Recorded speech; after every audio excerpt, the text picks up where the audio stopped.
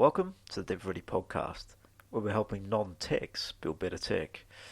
Today we're joined by Peter Strohkorb, talking all things sales. In business, sales and marketing are the lifeblood of our businesses. If we are really going to drive anywhere and help the amount of people that we're looking to help, we need to have really good sales processes involved in our business. Peter talks to, do we bring on a salesperson? Or do we design a sales process that will allow us to scale? We talked to a number of topics here, really enjoyed his philosophies around sales, and I'm sure you'll get a lot out of it. If you enjoyed the episode, please like and subscribe. Thanks for joining us, Peter. Yeah, well, great to be here. Now, sales, Peter, it's obviously a big area in any business, and especially any startup or technology business that's hitting the ground running in such a competitive landscape. So tell us a bit about your history, your background, and maybe how you got involved in sales to begin with. Yeah, sure. Look, I've spent 20 years that I admit to in the corporate sector, working either on the sales side or on the marketing side, and always in B2B and predominantly in technology and service sectors. Mm-hmm. I have also had a couple of small, medium businesses myself and worked for not-for-profit organizations along the way as well. So I've had plenty of experience on the sales side and on the marketing side. And I've, over the 20 years, seen plenty of good things happening, but also seen a lot of terrible things happening. And so in 2013, I decided to do something about it. And I started my business called Peter Strohkorb Advisory to help organizations, sort of medium to large organizations, to sell more faster. Sell more faster. So you mentioned bad things happening, terrible things happening. What's some examples of those? I knew you were going to ask. You left it for me there. So the baiting worked. I see, right? So look, in the large organizations and even some of the smaller organizations, there's a hell of a lot of politics going on. You know, when something goes right, individuals take the credit. When something goes wrong, they point the finger.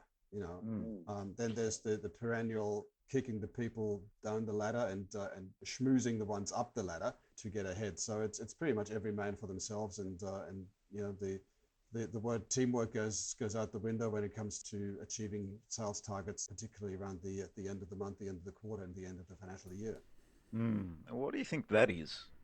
Okay, well, this is a philosophical question. So I think that is because of the way organizations are structured and sales teams are rewarded. Okay. Because they're all rewarded for performance, and there's probably nothing wrong with that. We've had sales performance-based compensation around for a long time. But what has happened is that there's increasing pressure to grow the business, and it grows from the pressure starts off from the shareholders having expectations that the dividends will be bigger next year than they were last year, and there's more profit coming. That pressure is put onto the company board. The board puts the pressure on the CEO puts it on the sales managers, and the sales managers put it on the sales reps, who then put it on the customers. Yeah, and that's an issue, isn't it?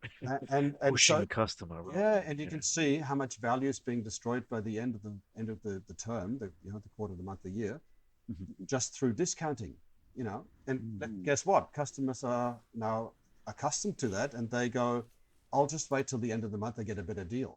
It's a strategy for retail, definitely. And there's a lot of value being destroyed just by having this artificial deadline by which you must make a certain amount of money, right? And I always say that that's not a great customer experience, because the customer being pressured into a transaction that they may or may not be ready for, just because the rep has an artificial deadline to meet, is not the customer's problem. They don't like pressure selling. I don't think anybody does, do they? So I think you've got a bit of a mix of experience here from sales and marketing. So from a marketing side, you're dealing from sales and marketing. We need to understand our customer and look to how we can help and serve them. But from a sales side, if you just focused on targets, it becomes more of a push rather than a help conversation, doesn't it? Yeah, well, it's a push conversation and then ends up being a pressure conversation. And then trying to get the deal over the line with discounting, which destroys all the margin and the profitability of the business, right? Just for the sake of acquiring new logos, perhaps. I like it. What's the alternative, Peter? Well, so as you might have guessed, I've spent a bit of time thinking about this. Yeah. And the solution is to rethink selling. Yeah, it's a strategy for retail, definitely. I say you will sell more if you don't sell. I So you get don't that. push. Don't push, help.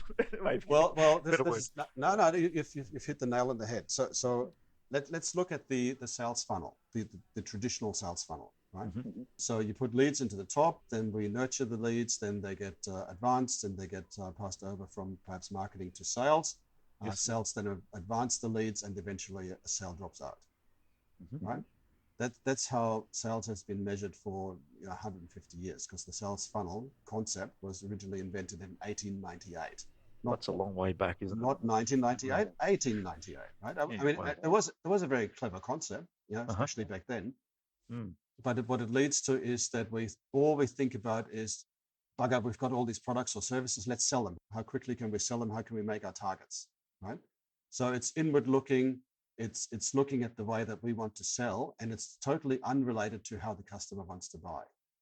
Especially today, with all the Especially information today. we have, the knowledge that's out there, the customer, there's so much, so much competition. Well, not just that, but in 2018, 19, you might have got away with push selling and with spamming people and cold calling and all that sort of thing. People didn't like it back then, but you got away with it. In 2020, people don't like that anymore at all. They don't have time for it. They don't want it. They have enough on their plate to worry about. So you don't push. Than salespeople ringing them up and saying, trying to flog them something, right? So what I say is that certainly in 2020, what our customers expect from us is to be a subject matter expert that can help them make an informed decision, guide them, educate them, help them to make an informed decision to buy something.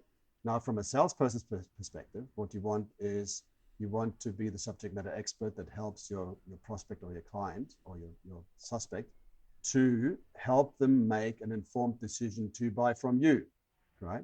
So that last bit is important because we still want them to buy from us and not just educate them and then have them buy from somebody else. We still want them to come to us and to enter into a conversation that they're having with us about how we would do it, what differentiates us, what our specialty is, what makes us different from the competitors, and guide them and help them to buy from us. I think a key word there is guide. To be a guide, you have to show them a way and lead them, and it's education too. To guide, you have to educate, so not just pull them along. Okay. Yeah, it's not just being able to spit out the specs and benefits of your product versus something else. Exactly, Anthony. So this is what I'm saying. You must not lead with, we have these products and we do this and we are so great and you just got to buy from us. I actually call that a we syndrome, because we just talk about we. And really, Anthony, nobody cares until it's clear to them what's in it for them, right? Especially when you're in a cold call situation or in an inbound marketing type scenario, where you want them to prick up their ears and take note and get interested, right? So you've got to have a point of view. You've got to have maybe a bit of controversy, maybe a bit of a challenging thought that you can convey to them to get them interested. And I often talk about the lean forward moment. Now, this is when you talk to a new prospect and you say something that interests them, that intrigues them, that makes them lean forward and say, oh, Anthony, that sounds really interesting. Tell me more about that, right? And the lean forward moment is really important, because only at that moment, when they lean forward and say, tell me more, that's when they've given you their explicit permission to sell to them. So lean forward moment. Let's dig in a bit on that, because we're looking to obviously give some tactics for people to start thinking about. What's some examples and ways you might be able to engage a customer rather than just say, here's my product, this is what it does? Yeah, so I always teach my clients to think about what is the business impact of your product or your service on the customer, right? So we don't want to say we've got these great CRM systems, right? Yeah, it's not just we want to say being able to spit out the specs and benefits of your product versus something else. And that's the starting point. So you talk about the results that you bring, not the product that you have. You talk about how you do what you achieve, not how you do it, or you don't talk about the hammer, you talk about the nail on the wall. So the value for them, not the way it's achieved. It's, from what we've sort of understood in our journey, it's people don't care how much effort goes into it from our end. It's what is it going to give to them at the end of the day. Repeat that. Your problems, their problems. What do you mean by that, Peter? Well, if I have the problem that I've not met my sales target by the end of the month, As a customer, that doesn't interest me because it's your problem, not my problem, right?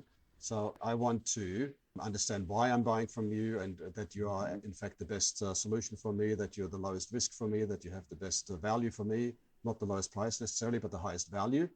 And I'm not really interested that you need to sell more by the end of the month. That's not my problem. Yeah, that changes the conversation, does it, from the sales perspective, right? Especially with targets at the end of the month. So Yeah. back to the philosophy question. If you're encouraging salespeople to hit targets month on month, quarter on quarter, how do you shift the psychology then? So this is another philosophical question, and there are now organizations around that are starting to look at the way that we measure salespeople. Okay. And yes, revenue achievement is still going to be top of mind, because let's face it, we need, every organization needs to grow, simply because of inflation and CPI and that sort of thing, right? If not for growth's sake, we just by standing still, we're going backwards. So I get it that we need growth, right? And the growth comes from the sales revenue. The sales revenue comes from selling and from the sales reps. So I totally get that, right? But it's not a pleasant experience to be pressured into a sale for a customer, right? So what if we supplemented, not replaced, but supplemented the KPIs around sales achievement, the value for sales them, pipeline not management, the way it's and achieved. sales pipeline quality, and from what we've of sort of course, understood in our sales revenue journey, achievements. it's If we people supplemented don't those care with how much customer effort goes into it from engagement our end. scores, right? It's what is it going to give to them at the end of the day? If you think about the sales funnel, the old sales funnel, we talked about, we nurture the leads and we pass them on, and we then advance the sale and so on. So if you had a metric for each one of the stages of the sales funnel in terms of the quality, not so much the quantity, right? Then you can much better gauge which of your opportunities are the ones you should focus your energies on, and which ones are the ones that will lead to a sale sooner than the others. So if we measure the quality of our interactions with our prospects and suspects, then automatically salespeople will behave in a much more helpful, guiding, and educating way, and it'll be a better customer experience at the same time. And I think we will still achieve sales revenue targets at the same time. So with that there, how do you it's obviously easy for a business to measure revenue, right? It's numerical. It's black and white. You've either achieved your target or not. Bang. Correct. So engagement with the customer, that's really going back to the customer and surveying, understanding the relationship, one would imagine, but what else could you do there? No, there are actually technologies out there that help you measure the engagement quality. Okay. In fact, there's an Australian invention that sends the prospect an email to help them evaluate the quality of their engagement with that sales rep, because many sales reps come back from the sales meeting and report to their boss, "Oh, went fantastically, great stuff. This guy's really into us," right? For the first time now, you can measure what the other guy is really thinking, and there might be then some coaching going on for the sales rep in terms of how they can, be more realistic about how they present themselves to the other side. Okay, interesting. Do you know what the name of that tech is for anyone that's interested? Yeah, it's called Meeting Quality, and I think the website is meetingquality.com. Okay, so anyone interested in having a look at that, I think that's we're all looking to improve, so that's one area that we can improve. If we can better serve our customers, that's the objective, right? We're here as a business, you're here to serve and create value, not just make sales. Back gone are the days where you could flog a product that doesn't deliver any value and get away with it. Yeah, I mean, if you look at the way the Americans do it, they just purely go by the numbers. I guess they have the scale over there, right? But we have 25 million people here. They've got 350, so it's a slight difference, right? Big difference. But they just reckon that if they strike enough numbers, enough quantity, then they get the sale out of it. But I wonder how much damage they do in the meantime to all the people that weren't interested. Like, for example, when you get spammed by people saying, "Oh, we can give you better SEO," or "Wouldn't you buy an app, app development from us?" But, Every day I get 3 emails about app development in my inbox. They're just telling me, here's what it's going to cost per hour, and this is what we can do. It's like, I don't really care. You're lucky it's 23. Yeah. This is what I talk about when I say we syndrome. We do this and we have that, and just buy from us. And really, they're just spamming 1,000 people in the hope that they might catch 3 people that happen to be just in the market just at the time as they're reaching out to them. Yeah. But how likely is that? And how likely is it that they choose off 998 people in the process? Yeah, they do. They do, especially if they keep doing it too. It's like, go away. That's what it Yeah. feels like. So what's a model that, like, we're talking to non-techs building better tech, serving customers, evolving, but a lot of SaaS models and products are coming out of, and who we're talking to here, which they all lean towards automated marketing, all this stuff, but customers are important and how we engage with them. We also run a SaaS product ourselves, but we find that the biggest value we can add and create is when we're actually working with our customers one-on-one, engaging with them and solving real problems. Because in reality, a product's a product, but a product is the starting point of a relationship. There's also more you can create and add value to. So, how would you recommend someone that's in that space with the tech B2B sort of play? What's the starting point for conversations if it's not about we, our product? What could it be? Well, obviously, it's about the problem that you solve. Mm-hmm. But I would like to take it one step, one level up and say, how does that problem manifest itself at the customer end? What impact does it have on the organization? What impact does it have on the individuals? Mm-hmm. And how urgent is it? How important is it to fix the problem, right? And I might say that the most impactful engagement or path to engagement that we can have is by making a prospect aware of a problem that they either didn't realize, or the severity of which they didn't realize, or let them see something from a different perspective. So for example, when I say to sales managers that it would be really a good idea if you had a consistent, structured, scalable, and proven sales process that you can just plug more salespeople into, and more sales will come, revenue will come out of it, or you can plug more leads into the top and more sales will fall out the bottom. I've had this conversation with a sales leader who's been in the business for probably close to 2 decades. He was totally amazed when I said to him, look, don't hire any more salespeople until you've got a proper sales funnel and a proper sales process, because when you hire more people, they'll be much more effective, but they can hit the ground running when they don't have to bring their own sales process, and you end up with 15 salespeople each doing their own thing. Is that the reality You're out there? lucky it's only 3. Well, look, I have to tell you, I won't name names, but I did work with a global IT hardware company last year, right, Okay. who had probably 120 salespeople in Australia alone. Oh, wow. And when I asked them, what is your sales process? They honestly, they showed me the internal sales deal approval process, gate 1, gate 2, gate 3. And then when I said, no, that's not what I mean. I mean, like your sales process that you teach your sales reps. And they go, no, we just hire good salespeople. They know how to sell. And then seriously, and then when you talk to the reps, they go, oh, yeah, I'll just tell them this and this and this and this. But then when the rep leaves and another rep takes over, the customer has a totally different experience because they're using it, they're doing their sales a different way, and it's not great. And this is a multi-billion-dollar global technology organization. And so it does happen not just in small business, but it happens in really, really big business as well. Yeah, wow. So, what is a sales process in your mind? Because a lot of people might just think it's educating the salesperson on the product, teaching them the fundamentals. Here are the key cuts, industries we're targeting, customers, etc. Go for it. Pat them on the back and say, off you go. That's right. Yeah.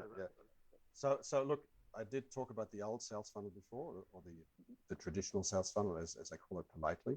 I did create a new sales funnel, and I've not quite made up my mind on whether to call it the modern sales funnel, the customer focused sales funnel, or the sales funnel for the 2020s. But here's what it looks like. You've got to. There's 10 steps in it. And you at the top, you've got to have a tagline that if the customer doesn't know about your business and doesn't know much about you, that how you can bring them into a conversation. And so that you've got to have a tagline that gives them a clear understanding of what they can expect when they do business with you, right? Okay. So you don't want it to be about we're really good, or we're the biggest, or we're the greatest, or whatever the motherhood statement might be. You want it to be about the difference that you make, and the experience that the customer can have from you. So, for example, I'm dealing right now with a cybersecurity company, Okay. and they had a tagline like, I forget even what it was now, but not one. A good one, obviously. Well, not one that means something, Yes. to a prospective customer. So we've talked about what could it be. and we came up with the slogan, "We've got your back." Mm-hmm. Right? And it means that we look after your things, to make sure that you can just focus on your business, and we look after IT for you, right? Mm-hmm. But when something goes wrong, we're there with you, and we'll help you. We'll fix it. So basically, we're on your side, and we're on your team. Yes. So that's a pretty clear expectation that the customer then has, that you've got my back, so I can trust you, and if something goes wrong, you'll be there for me. Mm-hmm. Right. So that's the tagline. That's number one. Then secondly, from that, just digging on that, it's about the customer, right? it's about the experience that they can reasonably expect from the business. Mm-hmm. Okay, get that. Makes sense. So the next one is have a product that's clearly identifiable. I mentioned I was working in the corporate world, and at one stage I worked for an IT company that basically said, we can do anything. Our customers know what their customers want. They will tell us what they want, and we'll build it for them. Yeah, I love that. Sounds like us. Sounds like us. Yeah, we used to sell. Yeah. But that model doesn't work when the customer doesn't know what they can have, and they don't know what they don't know. Correct. And that's generally, especially in IT, they never really know that. And there's probably 20 different ways of doing the same thing, and which one is the best way for this customer. Right? Mm-hmm. So I encourage all my clients to have a very clearly defined product or service. Mm-hmm. Right? And then number three, what makes a difference? So what is your unique selling proposition or your unique value proposition that makes you a purple cow in a field of brown cows? So if you're a cleaning business, for example, what makes your cleaning business different from any other cleaning business out there? What do you do differently? And it might be in the customer experience, it might be in the products that you have, it might be in the service that you deliver. There's not a single a single one of my clients that I haven't been able to help with a business value proposition that makes them look different from everybody else.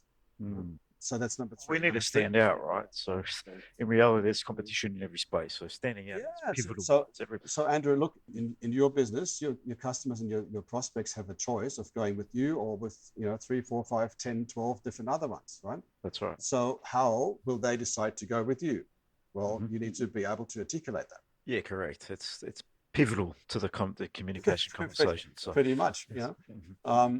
And I mean, look, there's all sorts of stats out there that say that this is the biggest challenge for sales reps, is to differentiate themselves or their business from any other business. And so that's one of the strengths that my method has, that actually teases it out to say, what can we say that makes people interested in what we do and differentiates us from our competitors. So on that area there, if someone out there thinking about this, what's some questions they might ask themselves to tease that out of their own product or their own service or their own business? So obviously I'd like to help them with that. But if they want to do it, start thinking about it on their own, then they should think about, what do we do differently to anybody else? What does it look like at the customer end? Or you can turn it around and you can say, what if what we do didn't exist? What would happen to the customer, right? Okay, that's a good question. Yeah. So if you turn it around and say, what would happen to the customer if we didn't have cybersecurity? Oh my God, Yeah. Okay. What would happen to the customer if we didn't have our systems properly protected, not just with a single password, but two-factor authentication? Do you find that it's just standing for something is generally where it ends up? Because I think you got your back is a good stance on the business model and what you can do differently, and what you stand for can be, and your values can actually change the model and the way you communicate and approach things. Does that come through sometimes? Yes, but I think in this day and age, values alone are not enough. You actually have to have not just values, but you have to bring value as well. Of course. So results here is going to be important. Value to the customer. Yeah. Yep. Right. So what outcomes like us deliver over on 10 what years you ago. say? Yeah, correct. Yeah. So that was number 3, value proposition. Number 4 is then have an understanding of who your ideal customers are. Right. And I mean geography, industry, business size, title of the individual. So down to detail. Yeah. So the personas, right? Then once you know who they are, then you want to know where they are. Where do they hang out? Who do they listen to? What content do they consume? Right? Then once you know who they are and where they are, then the next question is, how do we engage them? How do we contact them and how do we engage them? The last part is very important because just contacting them, you can spam them with email, right? Cool. But how do you get an engagement? How do you get them to lean forward and say, tell me more, Anthony? And that will be dependent on who they are, where they are, what their beliefs are, what their challenges are, and everything in between, really. Well, look, this point number 6, how to engage them, is intricately linked to point number 3, which is your value proposition. Okay. Can So you explain that to me? If you have a unique value proposition, something that makes you uniquely different in the marketplace, and you have a point of view and perhaps a controversial or challenging perspective, or you make them aware of something that they hadn't been aware of before, then they'll say, wow, Anthony, you must be the expert in the field because nobody else has told me about that. Yeah, so it's important to push there because then you can actually open their eyes, basically. Take the blinkers off is a moment that you want to be, okay, get that. And when I say challenging, I don't mean challenge the person. Don't say your baby's ugly. No one ever wants to be told that, so that's not a good way to start the conversation. But you got to say, you got to challenge their thinking, challenge their perspective. And by doing that, you create a conversation that's not really salesy. You create a conversation about maybe a business issue that they have or an opportunity they hadn't realized, and then they go, well, how could you do that for us? What would it look like if we did it? And where have you done it before with somebody that also looks like us? That sort of thing. So if you can challenge their thinking and challenge their perspective, it'll feel less salesy to them and also to the sales rep. When I take that back, when I'm in a good conversation, it's a creative conversation with the customer, getting them to think and ponder across different areas. Is that where you're leaning to here? Yeah, exactly right. Yeah. So you want them to lean forward and say, tell me more. Right? Where am I going wrong? Or, I didn't realize I had this opportunity. How would I realize it? And you're actually having a business conversation, but it's not about the product. It's about what does it mean to the customer. Okay, get it. Now, just going back to where you started this point, where you're saying you have to understand who you're talking to and what the interests are, all that stuff. Yeah. Is that sort of you have to then craft the conversation to talk to that person? So it's slightly customized for every person that you speak to? That's a very good point. Thank you for that. The reality is that anything that you sell that's got a reasonable dollar value attached to it, or that has a certain tenure attached to it. So if you're selling a CRM system, that probably your license will be 3 to 5 years, and it'll be a reasonably costly item, right? So there is not going to be one single mystical decision maker that you need to talk to and get to. Very true. There is going to be a committee. Right? And particularly now with all the uncertainty of the pandemic around, the committees are getting bigger. Being able to deliver on what you say. Making process is taking longer, and each person the committee will consist of different competencies. So you might have a technical person like the CIO, you might have a financial person like the CFO, you might have the CEO involved, and hopefully you'll have an end user representative involved as well, right? So there's 4 aligned there, but I think it was CEB, Corporate Executive Board, that said that the average decision-making committee is now 6.8 people, right? It's a lot of people. Each with different perspectives on the same thing. So you're absolutely right. You need to talk to the CFO about return on investment and maybe internal rate of return, right? To the CEO, you want to say, look, your board will be happy with you. Your shareholders will be happy if you can deliver this, right? To the CIO, you might want to say, look, these are the support arrangements, and here's how we avoid giving you any problems because we know you've got enough of those already, and if something goes wrong, we're there for you to fix it up, and here's why. Right? To the end user, you want to say the learning curve is very steep, so you learn quickly. It won't take a long time, and you'll be much better off from a user perspective to go with a new solution as opposed to the old. Because if you don't do that, you get either active or passive resistance for the change. Yeah, so you can see that you need to talk about the same thing, but you need to put a different hat on and look at it from a different perspective for each, depending on who you're talking to. I think we had a project, I was going to say recently, where one person from the client was focused on the details of the project. Another person was, how do we keep you within budget? Yeah. And then other people had other concerns. No, exactly right. And you need to address each of those in turn, so that when the committee meets and they may have 2 or 3 candidates to choose from, they miraculously discover that you tick all the boxes. So that's how these decisions So are we're being selling made. to multiple people at once. It's B2B sales. And there's a lot of people out there listening, developing product and technology and businesses in B2B sales. B2B sales is a long drawn out process. I would agree. It can take 12, 18 months in some cases, longer in some cases in our world sometimes, depending on how it gets up the tree, etc. So, and what the But impact even is to business. in the situation where you're selling to smaller businesses, such as if someone's selling to us, Andrew, Yeah, they have to approach the conversation different to me as opposed to you. I agree. Yeah, because different Even mindsets. either of us can make the decision, but they have to approach it differently because of the different detail that we both want. Yeah, very, very true. Oh, Peter, that's some good insight for people looking at B2B sales.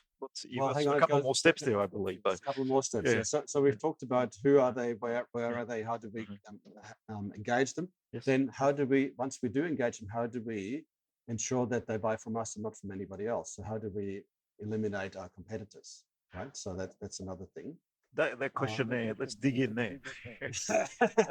All right. That's the answer that everyone's looking for, because Going there's back to where you competition started everywhere. this point where Obviously, there's all you have these to steps understand who you're talking to help your cause, and what the interest but are, eliminating competition, all that stuff. what do you do Is there that sort of you have without to putting then the craft the limelight on the conversation to competition talk and just avoiding that to that altogether? person? What's some of So the it's tactics you slightly might implement there? customized for every person that you Well, speak to. I never advocate that you talk badly about your competitors. Yeah, it's not a good idea.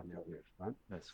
In fact, you might compliment on your competitors when being asked, what do you think of, competitor B? And you say, oh, look, they're really good at this part, and you just leave it at that. Okay. But the actual technique is different. The actual technique is the technique, or the trick is that you bring up a subject first that none of the others would have raised with you, or with the customer. And again, something that makes the customer prick up their ears and take note that you're telling them something that the others haven't told them.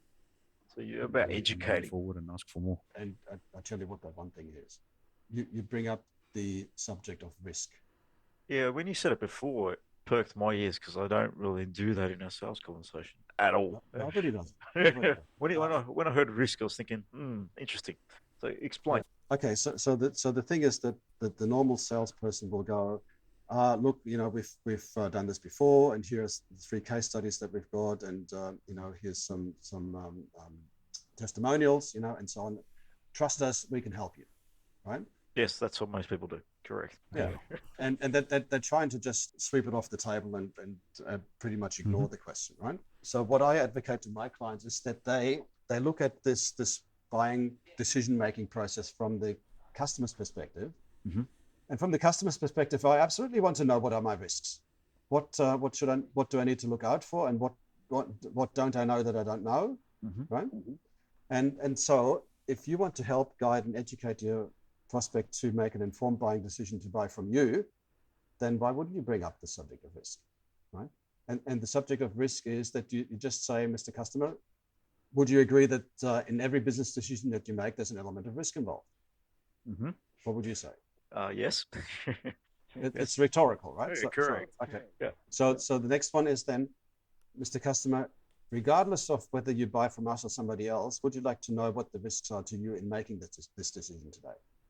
Yes, so making them aware of what the risks are, right? Yeah. So what would you say? You're going to say yes, because Yes, that's what I'm trying to figure out in my head anyway. Even consciously or subconsciously, you're doing that. You're assessing, you're evaluating. You're making that decision, but you're still thinking about what might go wrong. From the if client go wrong, was focused on the details of the project. Another person was what are these bastards not telling me? Right? And then other so people had now other concerns. I'm the sales rep that actually tells you, right? So I'll say, Yeah. look, would you like to know that? Would you like to know what risks are involved in making this decision? Yes, I would. Okay, so Mr. Customer, these things could go wrong. And you have like 3 or 4 things that could go wrong. Yeah. And the most simple, most basic one is that you say, well, the most basic risk is that whatever you're buying might not lead to the expected outcome. It might not work. It might not be adopted. It might not do all the things that we promised that it would do, right? So the most basic thing is that it doesn't work. that's the that's the even- most basic risk, right? Adoption In a situation where you're is an selling to interesting smaller one, 'cause that's- businesses, such come as to if think someone's of it, selling to us, just Andrew, thinking out in my own they have mind, to that's approach the something we bring up conversation quite a bit. different to me as opposed to we you. might talk about this without Even either of us can make the consciously decision, but they have to knowing that. approach it differently Yeah, because of the adoption in any different tech detail space that is we one of the biggest both risks that want. any business has in taking it on, and stakeholder engagement and getting buy-in is probably the biggest risk in any big business. If you're looking B2B sales. Yeah, and the next question then is the most critical, where you say, Mr. Customer, would you like to know how we mitigate those risks for you in our organization? Yeah, everyone's going to enjoy that, won't they?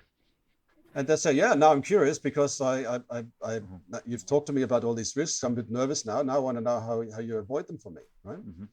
And then you say, well, we do it because we make sure that the engagement happens, or we make sure that we've got a program to do that. And, we'll let you talk to 3 customers where we've done it with that look like you, where we've done it before, and you just put them at ease. But you don't avoid the question of risk by saying, oh, look, everything will be fine, trust us. You actually help them to understand that you have their best interests at heart, and you're going to eliminate or mitigate those risks for them at least. And you'll be the only one who's brought it up. Yeah, I think raising it shows them that you're thinking and caring about their outcome even more. So, and saying that this is how, and our processes we have in place to ensure that we actually deliver the outcome for you and mitigate those risks. Makes sense. Yeah, and it demonstrates a certain level of maturity as well. It does. And you can have this conversation with people who are deeply risk averse, like CEOs, yes. like CFOs as well. Yes, exactly. And they'll be very interested in what's my risk and how can you help me avoid it. And if you're the only one that brings it up, if you're the only one that brings it up proactively, yes, you make yourself the trusted advisor. Also, thinking about this out loud, or think about from the perspective of risks are there, and there's the chances of them happening. They can happen with any provider, right? But even showcasing, you've got a process to manage them. And if they do happen, this is what we do if something does still point out. I think that's actually an interesting way to think about it, even to improve your customer journey and experience too, back to that side. Well, that's exactly my point, that they feel they can trust you more than anybody else because everybody else just said, trust us. Okay. And you can tell them how you can mitigate it and why they should trust you. Yeah, get it. Makes sense. Okay, so last 2 points then are last 3 points are how to use proposals effectively to win the deal. And of course, in that context, it's important what goes into the proposal, and particularly around point number 3, which is your value proposition. But also, I have a technique for my clients to showcase to them how they can use the proposal to get more deeply engaged with the customer before they have to submit it and let's face it, lose control. Because once you send the proposal through, you've lost control of the sale because you're now waiting to hear back from them, right? And if there's nothing coming back, if there's crickets, then you end up wondering, have they not got it? Did they not read it? Don't they get everything? Have they not made a decision? Have they already gone with somebody else and not told me? And then you end up chasing them and looking pretty desperate. Yeah, so what's some advice there? Obviously, implementing all these strategies through the proposal might make a lot of sense. That's if I'm thinking out loud here, but what are some of the other things that could? Well, so you'll have to take up my program, but basically what I do is I show my clients how they can get the customer to help them write the proposal. Get the customer to help them write the proposal. So working with the customer to define the actual outcome and solution, and okay, that's my thinking right now, what I'm getting out of that. Interesting. Yeah. So yes, it is basically in a subtle way getting the customer to help you make sure that the proposal hits the mark, because in the customer's interest that you do hit their mark and you're not misunderstanding anything, you're not proposing something that they don't want, and even to a certain degree that your pricing is not totally out of the ballpark. Yeah, get it. And then by getting them to help write it, it's targeting the internal stakeholders. Yeah. So I have a focus that they need. That's right. So I have a technique that teaches my clients how to do that. I'll add to that a little bit because it's something that I think we touch upon within our business. It's we're as a consulting business is where we do within the area on core business. We work with the customer to define their product and really get them in it, and even get them writing into the definition of the product. And I think that's where you're touching on. Yeah, that's interesting. Something we might be doing internally on our own without even realizing that. But yeah, they're buying in then. It's the advantage of that is whoever you're working with to do that is actually buying in and becoming an advocate. Even if they have to sell up, they're on your side then. So you're on the same team. Exactly. Yeah, putting yourself on the same team is important and the best way to serve the customer, really. Getting on the same team. And it demonstrates to the customer that you care. Do you care about the outcome? You don't just care about the sale, but you also care about the outcome. Yes, that sounds pretty easy when you think about it. So, yeah.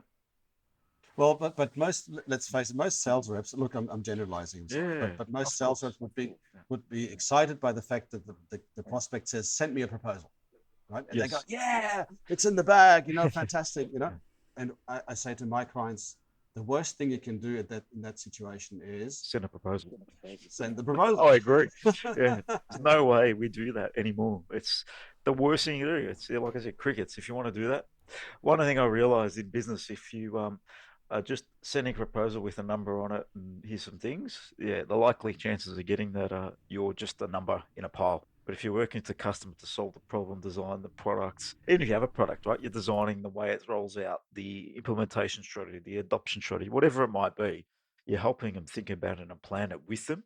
That's a much better way to approach it. And also, you can make sure that the customer understands that you've got their best interest at heart, right? And you can get them to give you feedback on your draft proposal. Now I've given it away. Yes. Before you've got to submit it, right? Yeah. Okay. And I've got a client in the west coast of the USA. Yes.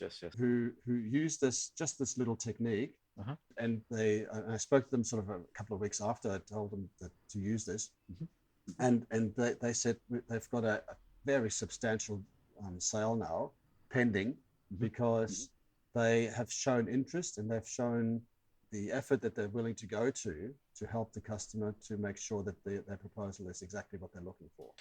Well, isn't that what we're trying to do here as business people? Create value. I think what you're saying is a lot of common sense, but not very common.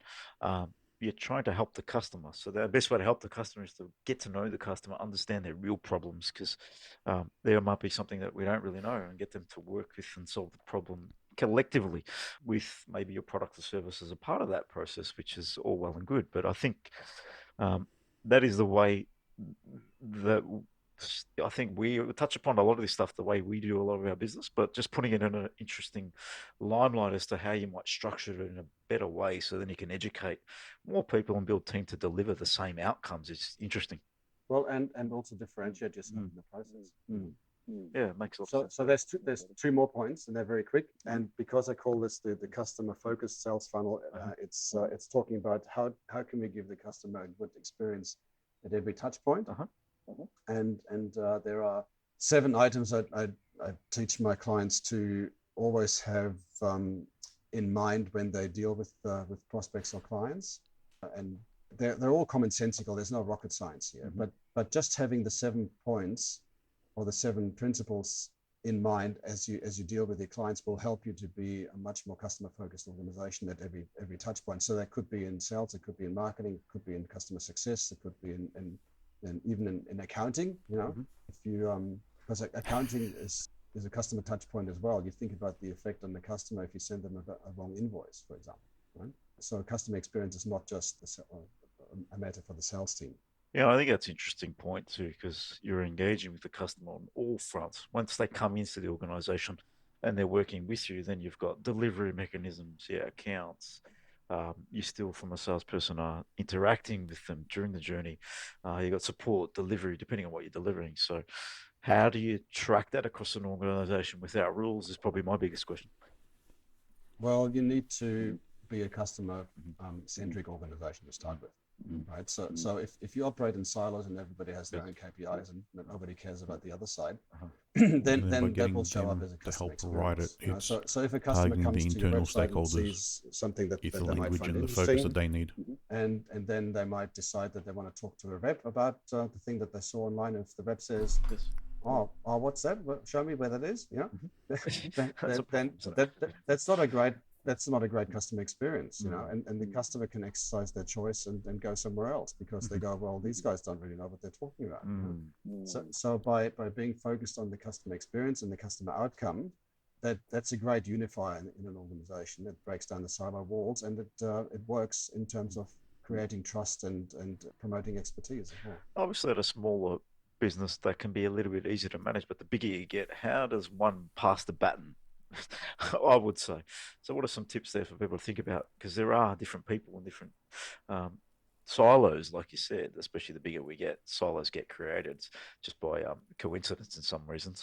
The bigger that we get, the challenges that come up. So what are some things that people can think about around the customer journey that will help them better serve their customers?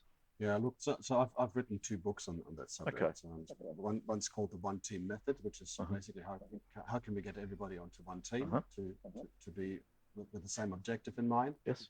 And the other one is called Smarketing, so it's a combination of sales and marketing together, basically focusing on the customer. So if you are a customer-centric organization, that means that you will actually break down the silos because you will not be focused on sales versus marketing versus customer success versus accounting. You'd be all going, well, what's the right thing to do by the customer? And if you go with the old saying that culture, it's strategy for breakfast, it's really a matter of adjusting the culture to be customer focused and not product focused, which brings us back to the top of the funnel where we say, give the customer a good idea of what to expect in doing business with you right from the start before they even do business with you, right? Yes. And don't talk about your products and don't talk about how great you are and how many clients you've got and how many employees you've got and how many locations you've got around the world.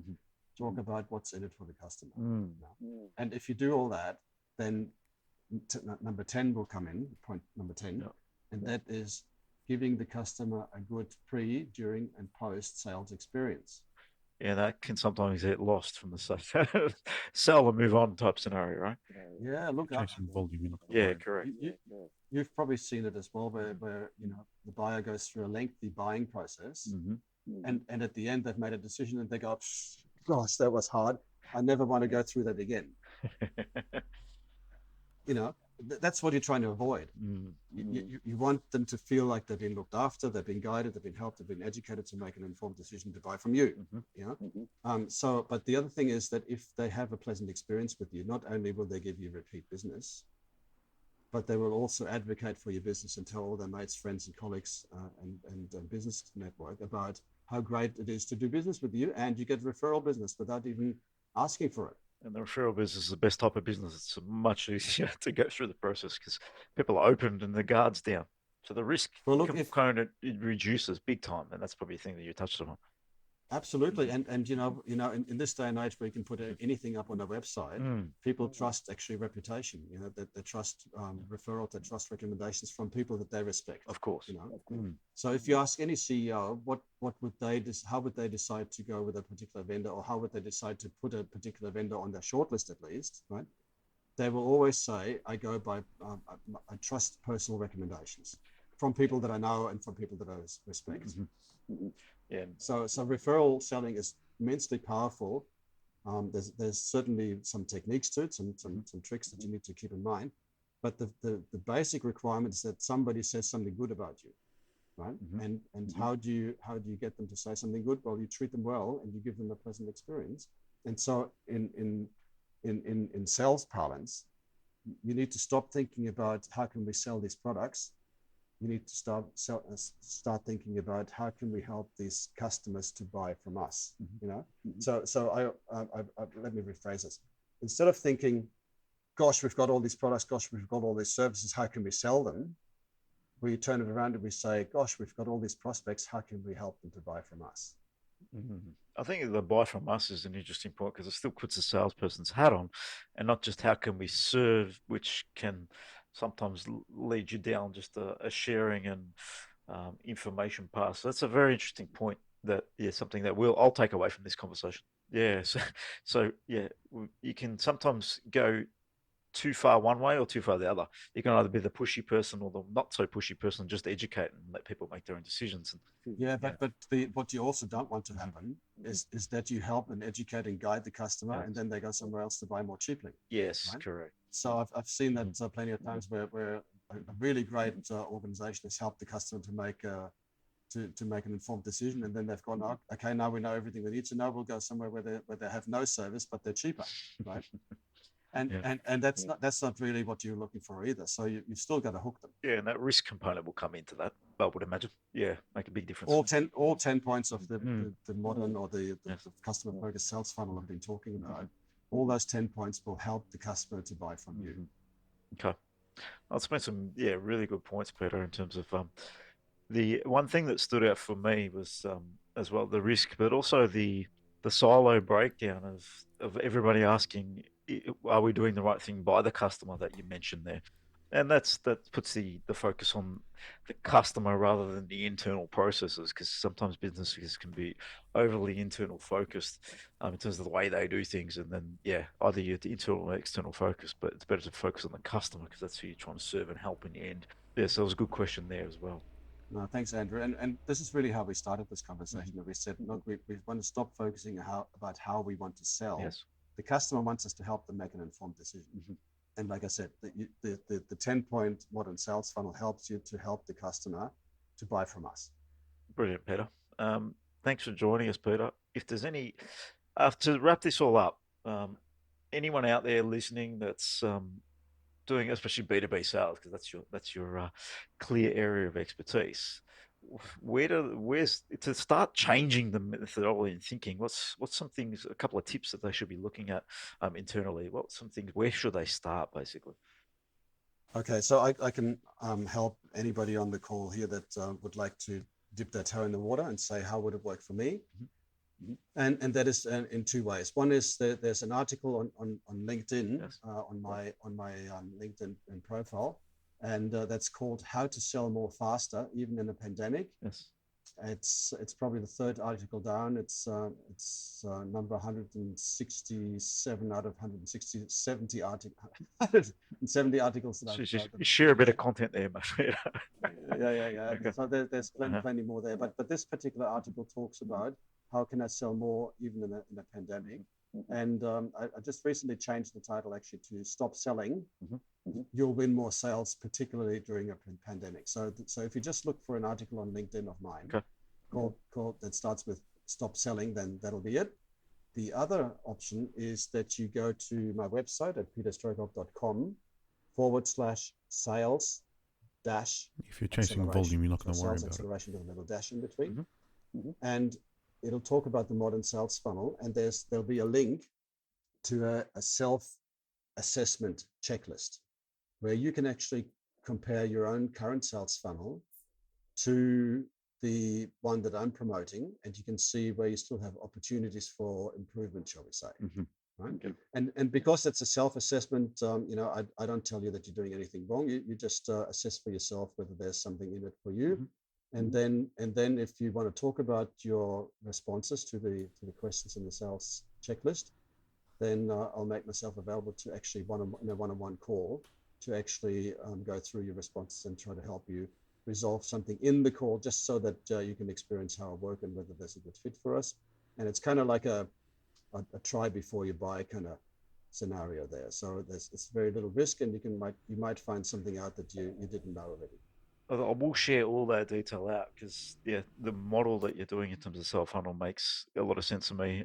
Checklist will be interesting to some people just to look at how they're approaching things, and you'll probably learn that either you're internal or external focus pretty quickly, one would imagine, going through that process. And Peter, I commend you because you're one of the only people that's come on and actually shared your services in so much depth, but being the sales guy one would expect that through the process. So thanks for sharing and doing that with us. So, and how you might be able to help. That's brilliant.